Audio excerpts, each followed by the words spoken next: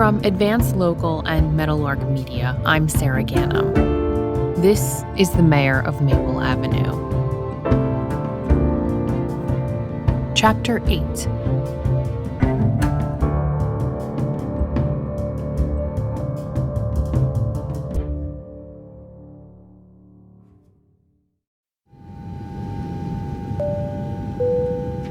I can only imagine what that 4-hour flight from Arizona to Pittsburgh must have been like for Sean. He had only been at the Meadows for 8 days, and this place that was supposed to help him address some of his demons seemingly threw him out because of them. I'm sure he was feeling betrayed, hopeless, scared, ashamed, and sick. Let's not forget sick. In the midst of this sudden expulsion, he was likely still feeling withdrawal symptoms. While Sean was in the air, news about his departure from the Meadows had spread back on Maple Avenue, and the Sinises were scrambling to figure out what to do. I told Scott he had nowhere to go, and that I was 2.5 to 3 hours away, depending on traffic, and that I would never make it in time. Marianne is talking about Scott Davis, the Meadows clinical director. Even if she were able to make it to Pittsburgh in time to meet Sean at the airport, Marianne knew that there was little chance she would be able to get Sean into another rehab on a federal holiday. This was Labor Day weekend. Her last resort became her only option, and it wasn't a good one. It was to send Sean to jail. This way, at least she knew he would be safe. Sean, however, anticipated this, and he stopped talking to his parents because of it. I told him I'd pick him up at the airport. And he said, "No, you're not going to pick me up. Because I'm not going to jail, Mom." Was there any potential of you going there without the probation officer? I would have, yeah. I wanted to do that. But ultimately, she decided against it. A decision I will regret till the day I die. It's still hard to accept. Michael kept saying, "Marianne, you can't do this. You can't drive over there tonight. You just can't. We just gotta just let it go and see what happens now." And so he did talk me out of it, and I was tired and I was emotionally drained. And then my aunt started the same thing. "Marianne, what are you going to do? You'll probably never find him if you do go." I was arguing with her and saying, "That's not true. I'll probably find him. He'll call me. I know he will." But I don't know why I made that decision, but I did. It was definitely exhaustion. And I felt like I did, for the first time, lean on others' decisions to not have me go and talk me into it because I was tired. So what did you think was going to happen to him when he left? That he would just figure it out the same way he always kind of seemed to figure it out? That was it. I didn't hear from him until the next morning. And we didn't sleep at all, either one of us. We were scared to death, not knowing where he was at. There was a lightning storm that night in Phoenix. Sean's flight was delayed for an hour, and so he did not land in Pittsburgh until 11:30 p.m. He had no money. Yeah, he was stuck at an airport. So there was no plan for Sean that night? No, absolutely no plan. No. And now, according to the facility, they're saying he told them that he had a place to go because they were required to make sure he had a safe place to go. They put that in writing. But that's not true. Marianne is right. The Meadows says in Sean's records that he was put on a plane to Pittsburgh and had a safe place to go, his brother's house. But that's not true. Josh was not a part of those conversations. He didn't even know when Sean was landing. Years later, as I was reporting this story, I reached out to the Meadows to try to figure out what happened from their perspective.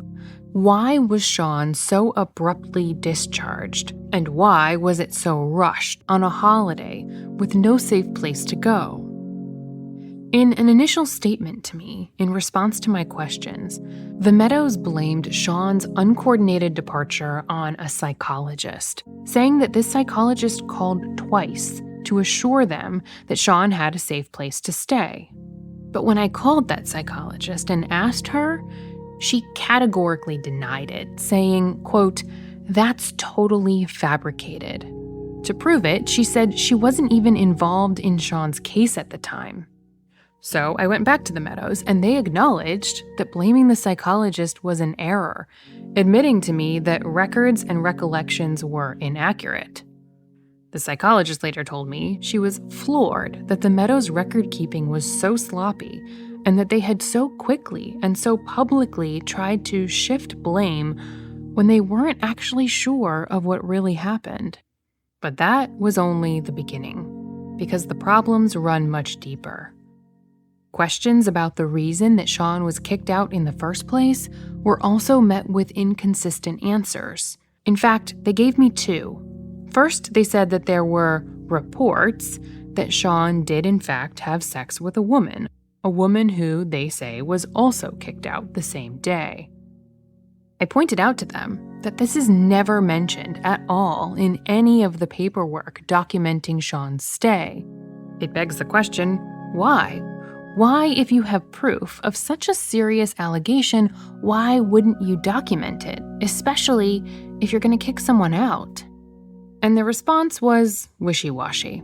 They doubled down on the fact that Sean violated their rules on fraternization, but they walked back mention of the alleged intercourse, instead pointing to the rules that include no inappropriate staring, touching, massaging, rubbing, or hugging. The second reason that they gave me for why Sean was discharged was his lack of participation in treatment after his Suboxone taper ended. I pointed out to them that Megan witnessed Sean in treatment sessions. Remember, Megan told me he attended at least one where he shared quite a bit, and the Meadows' own paperwork notes that Sean was requesting more counseling and was told that he wouldn't get it until after the holiday. The Meadows' response was to shift the blame again.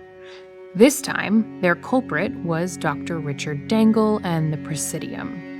They claimed that even though Sean's discharge was not due to a non-payment issue, they said the Presidium and Dr. Richard Dangle told them that Sean's stay there was conditional, based on the Meadows reports about Sean's attitude and involvement.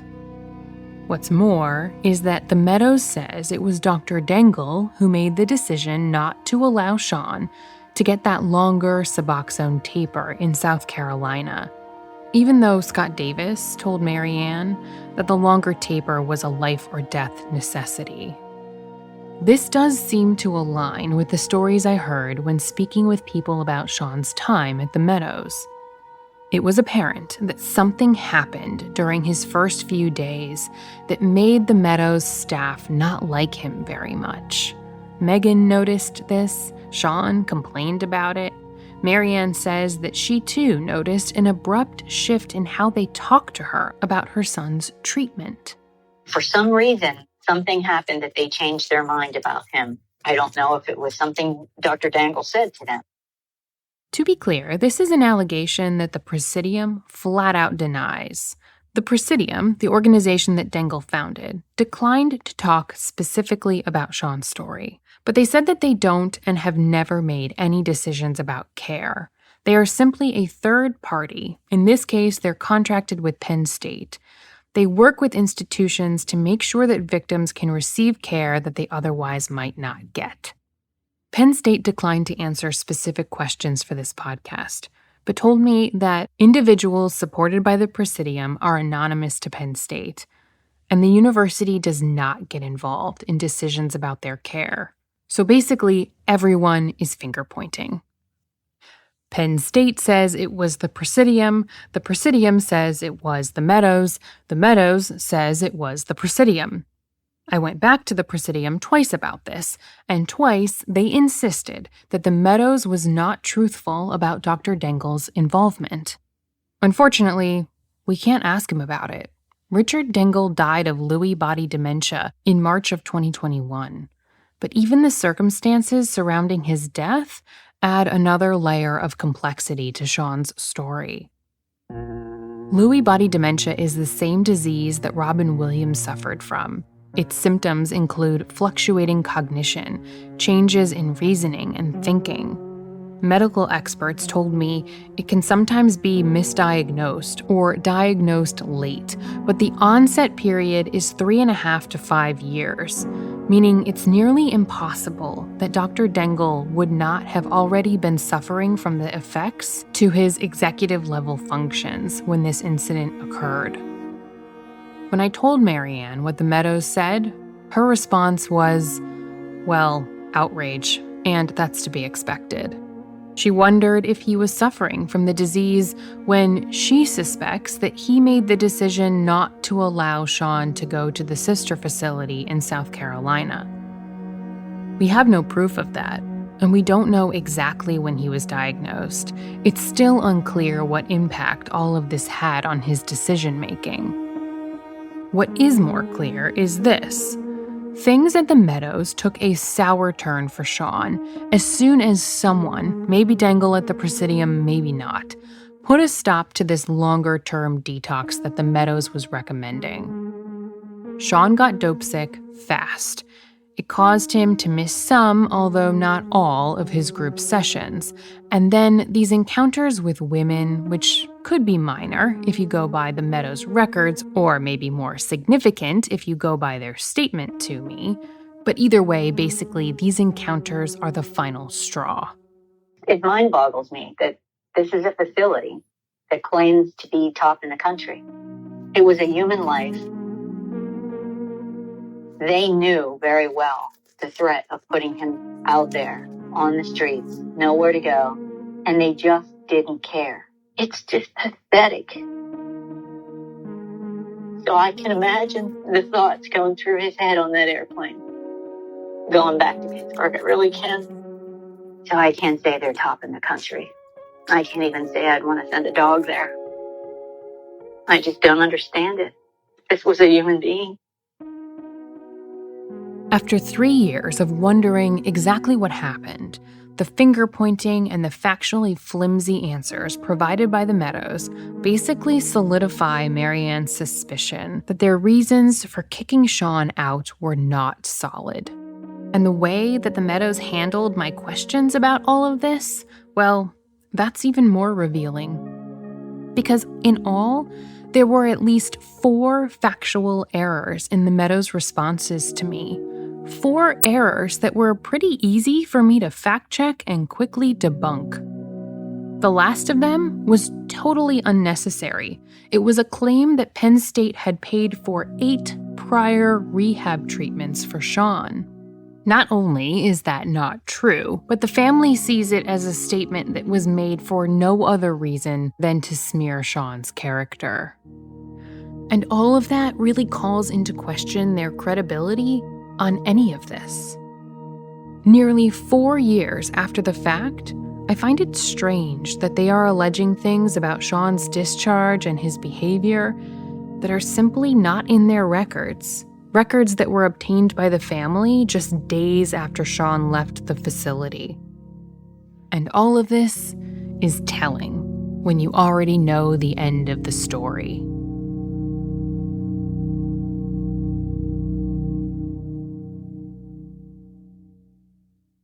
That night, Sean slept in a used car that he found unlocked at a lot adjacent to a McDonald's in southwest Pittsburgh.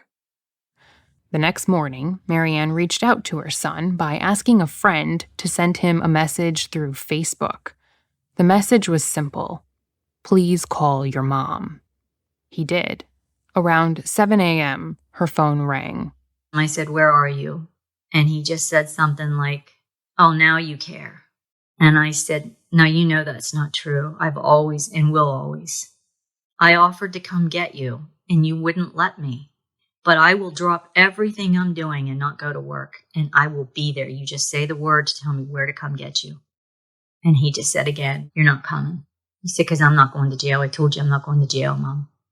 Sean told his mom that he begged an airport bus driver to give him a ride, but he didn't share many more details about how he was managing the streets by himself. He was still angry, hurt by what he saw as unjust treatment by the Meadows and a lack of support from his family. Sean had hung up. He said he didn't want to talk anymore and to leave him alone. He texted me some things that I thought were hurtful. He was very angry. At 7:12, I answered right back, and I said, "You have become an evil person, and have no clue what love is. And at 7:14, he said, yep, bye. Have a nice life. I'm writing you off now. And take yourself off my bank account too, because I'm done with you guys. I'm cutting my ties now. And if you don't, I will call them and do it myself. Why is he so mad at you? He was mad at the world. It wasn't me. I just said, that's your choice. Be safe. And I know I have always loved you. It's you who needs help. Us helping and giving up on someone not wanting our help. Also your choice to do as you feel best. Not like there is anything in there to benefit me. He said, stop with that now. I don't want to hear it. I'm tired of you siding with the motherfuckers. So he thought I was siding with them. That lie on me, they won't show me proof of nothing because there was nothing that happened. And that's why he wouldn't show me. So goodbye. I said, be safe. I pray God helps you find your way again. He said, stop texting me. Don't have people texting me either on Facebook or nothing. I'll block everyone. I said, okay, I love you. And goodbye, Sean. Please pray for some guidance. This is the last time Marianne would speak to her son. Sean spent the rest of the day hanging out with a friend who never returned my requests to talk for this podcast. But my reporting shows that Sean and this friend spent the next day bouncing around Pittsburgh a little. Mostly, they were hanging out at this one McDonald's where they could use the free Wi-Fi. And Sean spent a lot of the day on the phone with Megan.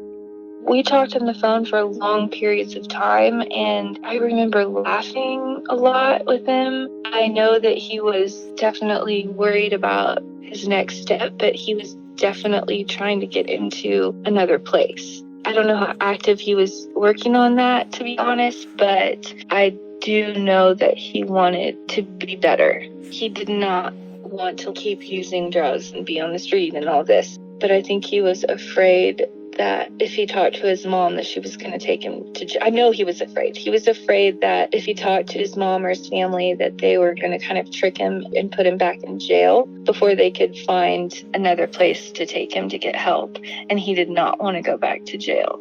Did you turn his phone back on? Because I thought... I did. Yeah, his family didn't, right? Yeah, okay. Right. I think he just kind of sounded like they were just kind of running around town, and I didn't really know what exactly they were doing, but he did ask me for money, and looking back on it, I wish I wouldn't have sent him money because now I know what he spent it on. He kind of knew that I had a little soft spot for him, and he was 10 years younger than me, so maybe he looked at me as, I don't know. But I did send him money. I wired him some money, and that was because he said he wanted his phone turned back on and able to keep talking to him. I was like, sure, and I wanted him not to feel stranded without a phone. I did send him cash. I think I sent him like $100 or something. According to his text messages, on the day after Labor Day, Sean told a friend that he had $80 to spare. Meanwhile, back in Altoona, Marianne turned to Richard Dangle for answers. He called her while she was at work cleaning houses. I told him I said, do you know what happened? And he admitted, very condescending, like, well, of course I know what happened. Yes, I had several conversations with them out there yesterday. And I said, but they didn't even help him, and they're accusing him. And he said, Marianne, you know what I'm suggesting is your son doesn't want help, but you better go get yourself some help. So there's no point. I was bawling. I was at my client's. Luckily, she was not there. I'm bawling because he's telling me this stuff. I said, you don't even know him. How can you say he didn't want help? They didn't give him enough time. He didn't even have a counselor yet. And he just started saying, almost like Scott, this is a pointless conversation. We are not getting anywhere with this. And you're just getting more and more upset. Just get yourself some help. And your son is going to just have to find his own way through this. That was it. Go get yourself help. Screw your kid. That was all I got from him. Why do you think he went to buy drugs that day? Why do I think? Yeah, instead of trying to get into a new facility. What was the motivation? Do you think it was that he was still feeling sick, or was he just feeling so upset about getting kicked out? Or did he feel like, I don't know, you were the one who was talking to him, so I'm just wondering what changed between I really need to go find a new facility and In the meantime, I need to score. I think that that's right on. I think that he was still feeling sick, dope sick. I don't think terribly, but a little bit. So maybe to get a little relief. I don't think that's the main reason. I think that he was feeling hopeless. He just got kicked out of a at least a place that looked like it was together. A good opportunity. I think he felt lucky and blessed to be at the Meadows, at least at first. And I think he probably did. He felt hopeless that, like, oh, great, I just screwed that up. So am I about to go back to jail? He definitely felt like, and I hate this for Marianne, but I know he felt like they were going to send him back to jail. So I think that he probably just, hopeless is the word, I think. Had he been angry during the day? He definitely, at a point, was saying, F them. This just is so messed up. How are people supposed to get help? Did you know that he got drugs that day? I didn't. I just was clueless. And he had called a couple times, and really he would kind of call and wouldn't talk about a whole lot. And then we were just talking, and I even hear him tell, I'm going to the bathroom. So I'm thinking he's just going to go to the bathroom. And I kind of hear him walking in there and everything. And we're just talking. He was just talking. And all of a sudden, there was nothing. There was no bang. There was no dropping of the phone. It was like, Sean, hello, kind of looking at my phone, but they were both still connected, the phones. And maybe 20 seconds, I sat there going, hello. And it was just complete silence. About 5 p.m., shortly after getting home from work, Marianne got a call from an unknown number in western Pennsylvania. So the gentleman on the other line, he said, I'm calling you because did you lose some luggage? And I said, why? And I said, you found some. And he said, yes, I did. And I said, can I ask where? He said, well, I work at a detail shop for a car lot. And I went to move some cars around. I just moved cars part-time for something to do because I'm on disability. So that's sort of what I did here. Johnny Walker is his name. He's a retired construction worker who was working for that garage next to the McDonald's where Sean had spent the night. The suitcase was over here. Oh, okay. This is where it was, on this hillside. And again, there was cars. They lined up the whole way up here, so you couldn't see behind them. Okay. I met Johnny at the parking lot on a rainy fall day. But I don't remember. For some reason, my boss said, go in the back of the car. Wedged between the last car in the lot and a dumpster at the base of a steep hill was Sean's black hard-shell suitcase that his mom had bought for him. And I said, I'm going to find out whose this is. And my boss was like, no, just leave it alone. Don't get involved. Just leave it. I'm like, no, what if it's somebody got stolen at the airport or something? Was my reasoning. So I can't remember if I read it off the tag or how I got the number. I can't remember. I think I opened them up at one point, and there was books in there too. And I think that's when I said, I think I better call. And then I just said, you know what? I'm sorry. I said, it's my son. He got back really late last night into Pittsburgh. I have no idea where he's at. And he really had nowhere to go. He's had some problems. So I guess he just stuck it there thinking it was a safe place. I don't know. He said, well, I can't really leave it there because it's out in the open. There's another suitcase that's a little bit further down, but it's open. But your son's is closed. And I said, let me try to get in touch with him because he doesn't have a phone. That's why my number's there. But if he's in Wi-Fi, I can reach him. And then I'll call you back. And he just said, okay. He said, that's fine. He says, don't worry, ma'am. He said, I have kids too. I get it. I told her I have 4 children of my own, and I look after a few kids. Marianne hung up and texted Sean. It was 5:38 p.m. Do you have a problem? The guy from the car lot just called me about your belongings. No answer. At 5:45. Look, I am trying to respect your wish to be left alone. No answer. I talked to her again and said, I think I called her and said where they are. And at this point, I don't think anybody knew where he was. And then at one point we came back because we were back and forth all day. And there was ambulance and fire trucks and police officers over at McDonald's. And again, I didn't put 2 and 2 together. Meanwhile, Megan was scrambling to figure out why her phone conversation with Sean so abruptly ended. So after I hung up the phone, After I couldn't hear him, I called back a couple times and he didn't answer. And this sounds so silly and naive at this point, but I just thought, oh, okay, well, I guess he'll call me back.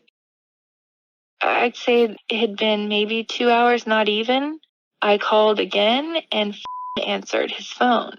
And I was like, oh, this is Megan. I was shown there. And he was like, oh my God. And I was like, what? And he told me how they were in the McDonald's, that he knew he was on the phone with me, and that he went to the bathroom and he was in there for a long time. And that he finally went in there and he was on the floor and he said he was like purple or blue, and that he called 911 and he was like, I'm in the car on the way to the hospital right now.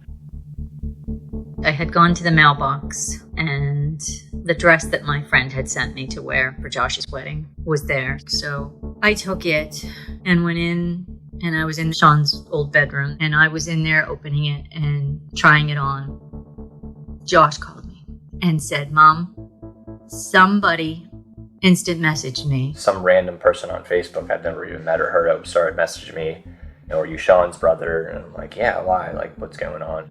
She claims to be Sean's friend. Saying about how he overdosed. He's in an ambulance right now going to the hospital. And I'm like, who are you? Like, is this real? And I just said, Josh, I don't know anything. I'm just hearing this. And I couldn't find anything on this person. So it wasn't like it was like, it even just gave me more pause. I'm like, okay, like, is somebody just messing with me in a horrible way? Or like, what is happening?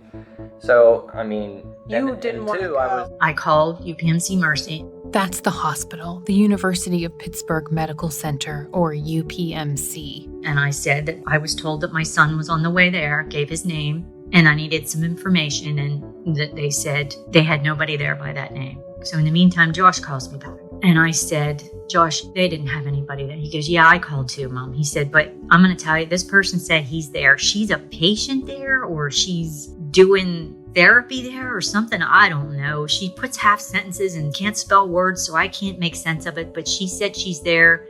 Her boyfriend or friend was at this McDonald's with Sean when he collapsed, and that he told her that Sean's on his way to that hospital because that's what the ambulance and the cops said, and that we should just get there, and that she has a nurse that's working with her that was going to get some information on the QT, but don't say anything.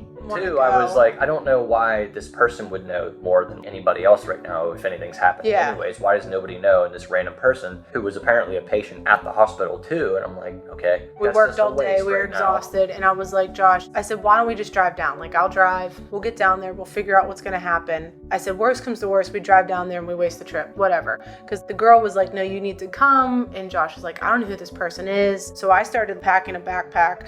This frustrating circle of phone calls continues, where both Josh and Marianne are being told by the hospital that Sean is not there, while someone they don't even know, who claims to be inside the hospital, insists that he is there. I mean, like, part of me was worried, yeah, but part of me is just like, this is just a wild goose chase. What is happening? So I go down, and then we go in there, and I tell them in the emergency room, like, who I'm looking for, what's going on. I'm, like, being passed around like I'm waiting for a normal dentist checkup or something like that. And they're like, oh, somebody will be with you. Yeah, it's fine. What's going on? And then sit over there. So we sat and sat. They pulled me up to, like, who are you looking for again? What's happening? And they were kind of rude about it. Yeah, they were rude about it. It was very impersonal. They didn't care at all. And I'm like, look, I'm down here. I got this weird message from somebody saying my brother is OD'd. What is going on? And that was about an hour and a half maybe after sitting there and waiting. And in the hospital? Yeah, we were in the ER for being passed around, waiting, and seeing all these people come in and out and deal with different things. And I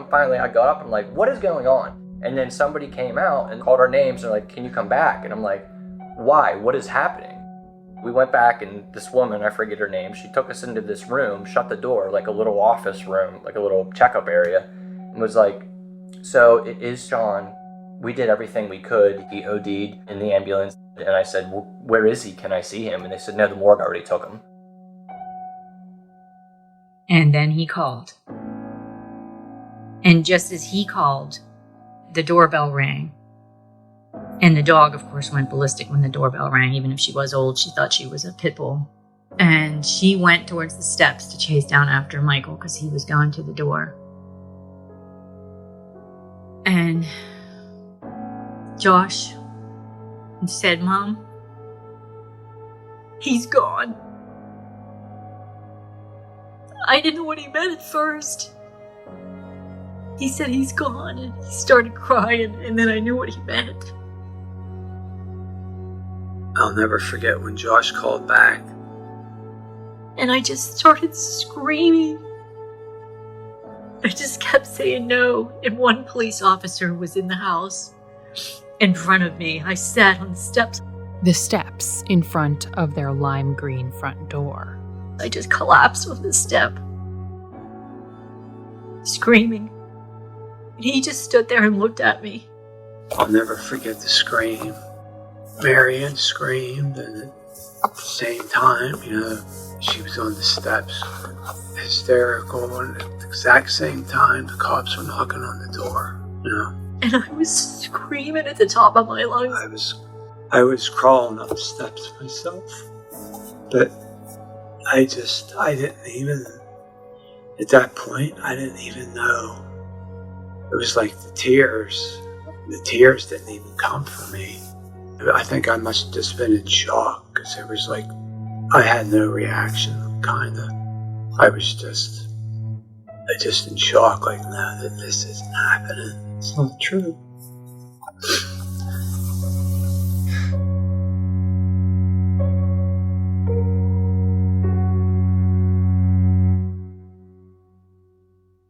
I think kind of waited around, and he got back on the phone with me, and he just said he's dead. And I was like, what?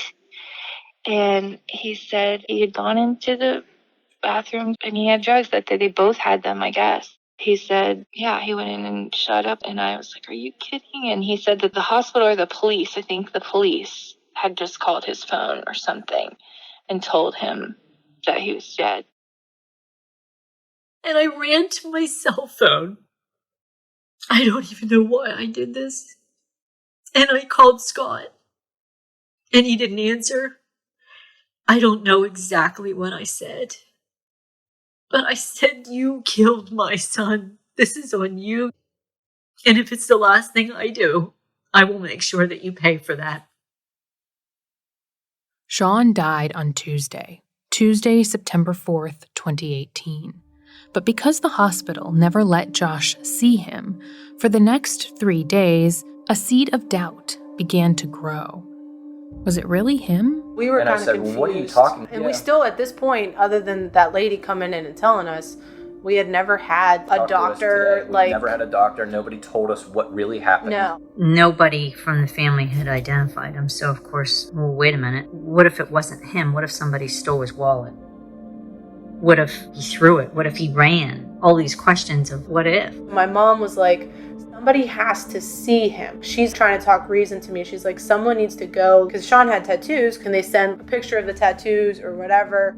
Marianne told me that she felt in her heart like Sean would have reached out by now if it wasn't really him. But her daughter Jess and her son Josh and his wife Caitlin wanted proof. Their uncle Bill was driving up from Florida and offered to go to the funeral home. Marianne told him what to look for. I said, please ask him the question if he has the word family tattooed down his arm, his forearm, so that Josh and Jess can be certain that this is him.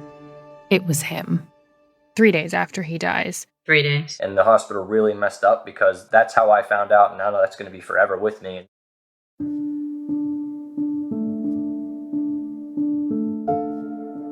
Some people are luckier than others. That's a fact of life. But Sean seemed particularly unlucky. Plagued by multiple evils whose grip he could not escape. First as a child victim, then addicted to a substance he could not shake. Each day of his life, whether major or minor, was colored by it. Everything was impacted by this. His mother told me many times she felt his life was for nothing, and normally I would try to mitigate that, but it's hard, knowing the details, not to agree with her. And all of that, it culminates with his death. As she put it to me, he couldn't even die with dignity. He laid there, deceased, and not one family member was able to say goodbye. That's really hard. I just feel like they couldn't even give him a decent last day on the planet or a final goodbye. It's not entirely clear how this identification screw-up happened. Somehow the guy who Sean was with at McDonald's ended up with his phone. He scooped it up as he was splashing toilet water on Sean's face to try to wake him up. Police never asked for it, according to Marianne. She had to track it down and get it back. Johnny Walker, the guy from the car lot, held on to Sean's luggage until a family member could pick it up. And Sean's wallet, that became police evidence. So the cops had his wallet with his ID, right? Yeah. Okay. Yeah, because they said that there was heroin in the wallet that he had used, I think, 4 packets or something, and there was 2 in the wallet still. Actually, it wasn't just heroin.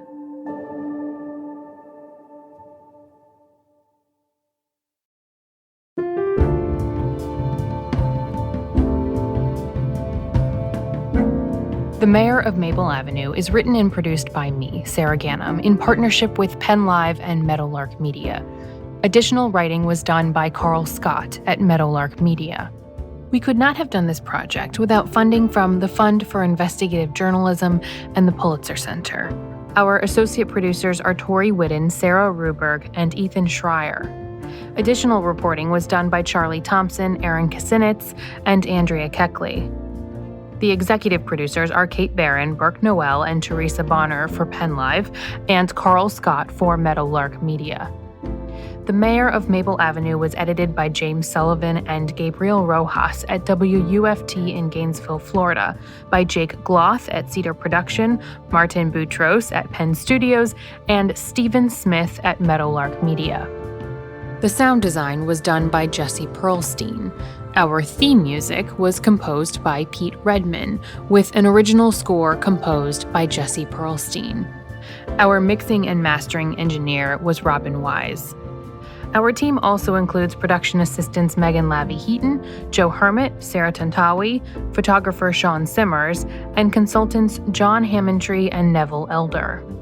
Our legal counsel is Richard Bernstein. The podcast cover art was designed by Andy Ross.